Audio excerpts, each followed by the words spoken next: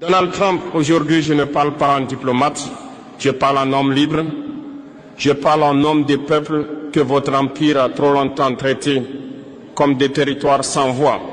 Ce que vous appelez la capture de Maduro, nous l'appelons un enlèvement politique. Ce que vous appelez la loi, nous l'appelons le terrorisme d'État. Oui, terrorisme d'État. Parce que lorsqu'une puissance utilise la force, la peur et la coercition pour humilier un président élu, ce n'est plus de la justice, c'est de la domination. Monsieur Trump, écoutez bien, quand un président africain est renversé, vous appelez cela une transition. Quand un président latino-américain est capturé, vous appelez cela une opération. Mais quand vos intérêts sont menacés, vous appelez cela la démocratie. Deux poids, deux mesures. Toujours, aujourd'hui, Maduro. Demain qui? Aujourd'hui, c'est le Venezuela. Hier, c'était l'Irak. Avant-hier, la Libye. Et demain, ce sera n'importe quel pays qui ose dire non. Vous voulez faire croire au monde qu'aucune nation n'est souveraine sans votre permission. Mais je vous le dis clairement, un président n'est pas une proie. Un État n'est pas une chasse gardée. Un peuple n'est pas un troupeau. Ce que vous avez fait au Venezuela n'est pas un message envoyé à Maduro. C'est un message de menace envoyé à tous les peuples libres.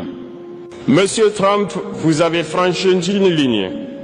Vous avez prouvé une chose au monde entier. La souveraineté, selon Washington, est conditionnelle. Conditionnelle à l'obéissance, conditionnelle au silence, conditionnelle à la soumission. Mais l'Afrique regarde, l'Amérique latine regarde, Haïti regarde, le monde regarde. Et cette fois, nous ne ferons pas semblant de ne rien voir. Dans la prochaine partie, je vais vous dire pourquoi ce geste vous affaiblit plus qu'il ne vous renforce. Et pourquoi l'ère de l'impunité impériale touche à sa fin. Monsieur Trump, vous croyez que la force, c'est d'arrêter un homme. Vous croyez que la puissance, c'est d'humilier un État devant les caméras.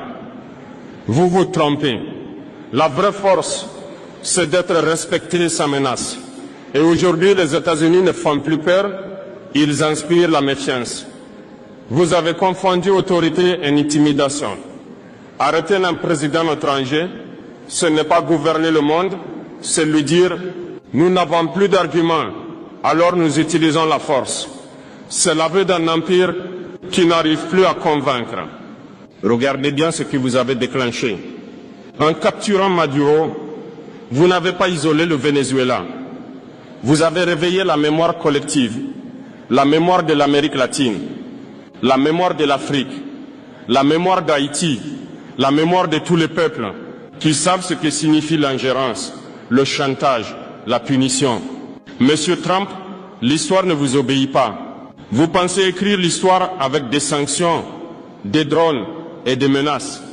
Mais l'histoire, elle ne se soumet jamais longtemps. Chaque empire a cru être éternel. Chaque empire a cru être intouchable. Aucun ne l'a été. Votre message est clair et il est dangereux. Votre message dit ceci, si vous ne coopérez pas, vous serez punis. Mais ce message produit l'effet inverse. Il pousse le peuple à chercher des alternatives, à se détacher de vos systèmes, à construire sans vous. Vous avez perdu l'arme la plus puissante, la légitimité. Sans légitimité, la force devient brutalité. Sans respect, la puissance devient peur. Et la peur, Monsieur Trump, ne dure jamais. Je vous le dis sans menace, mais sans faiblesse. Ce que vous avez fait à Maduro sera étudié, analysé, retenu. Et chaque pays saura désormais que la protection américaine a un prix, la soumission totale. Je vais vous expliquer pourquoi l'Afrique ne sera plus jamais un terrain d'expérimentation et pourquoi ce monde unipolaire touche à sa fin. Monsieur Trump, pendant trop longtemps, l'Afrique a été traitée comme un terrain d'essai.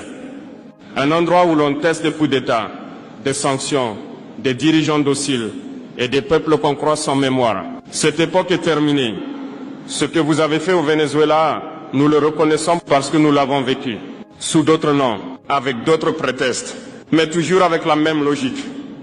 En Afrique, on a capturé des présidents autrement, par la dette, par la corruption imposée, par la peur fabriquée. Vous appelez cela coopération. Nous appelons cela domination. Vous avez pris nos matières premières et laissé nos peuples pauvres. Vous avez soutenu des régimes faibles pour mieux contrôler des nations riches. Et maintenant, vous vous étonnez que l'Afrique parle d'une seule voix. Monsieur Trump, écoutez ceci attentivement. L'Afrique observe la capture de Maduro comme un miroir du passé et un avertissement pour l'avenir. Si un président latino-américain peut être humilié publiquement, alors aucun président africain n'est en sécurité dans votre ordre mondial. Mais voici ce que vous n'avez pas compris. Nous ne voulons pas remplacer un maître par un autre. Nous ne voulons pas changer de chaîne. Nous voulons les briser. L'Afrique ne mendie plus. Elle s'organise, elle apprend, elle coopère autrement. Votre monde unipolaire se fissure. Vous appelez cela une menace. Nous appelons cela un rééquilibrage naturel de l'histoire. Quand un système ne profite qu'à une minorité, il finit toujours par être remis en cause. Ce discours n'est pas une provocation. C'est un constat, un avertissement calme, un message clair. L'Afrique ne sera plus jamais votre laboratoire politique, économique ou militaire. Je vais parler d'un peuple qui comprend cette réalité mieux que tous les autres. Haïti. Monsieur Trump, si vous pensez que le monde ne comprend pas ce que vous avez fait au Venezuela, alors regardez Haïti. Haïti n'a pas besoin de rapport. Haïti n'a pas besoin d'analystes. Haïti a vécu ce que vous faites. Haïti a été le premier avertissement, premier peuple noir libre, première révolution d'esclaves victorieuse, et immédiatement puni. Puni pour avoir osé être libre, puni par la dette, puni par l'isolement, puni par l'ingérence permanente. Monsieur Trump, Haïti reconnaît votre méthode. Quand vous parlez de stabilité, Haïti entend occupation. Quand vous parlez de sécurité, Haïti entend contrôle. Quand vous parlez de transition, Haïti entend confiscation de souveraineté. Ce que vous avez fait à Maduro, Haïti l'a vu venir. Parce que le scénario est le même de légitimer, asphyxier, isoler puis frapper. Toujours au nom du bien, toujours au nom de la démocratie, mais jamais avec le consentement des peuples. Haïti n'est pas faible. Haïti est entravé. Ce pays n'a jamais été autorisé à respirer librement, à choisir librement, à se reconstruire sans tutelle. Et pourtant, malgré tout, Haïti tient encore. Monsieur Trump, comprenez ceci. Quand vous humiliez Maduro, vous rouvrez une blessure haïtienne. Quand vous niez la souveraineté du Venezuela, vous confirmez à Haïti qu'elle n'a jamais été considérée comme égale. Mais l'histoire a une mémoire. Les peuples que vous croyez brisés sont souvent ceux qui finissent par inspirer les autres. Haïti n'est pas un échec. Haïti est un avertissement ignoré.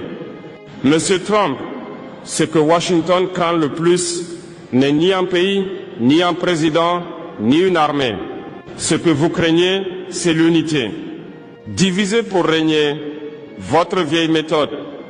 Pendant des décennies, vous avez opposé l'Afrique à l'Afrique, l'Amérique latine à elle-même, les Caraïbes à l'isolement.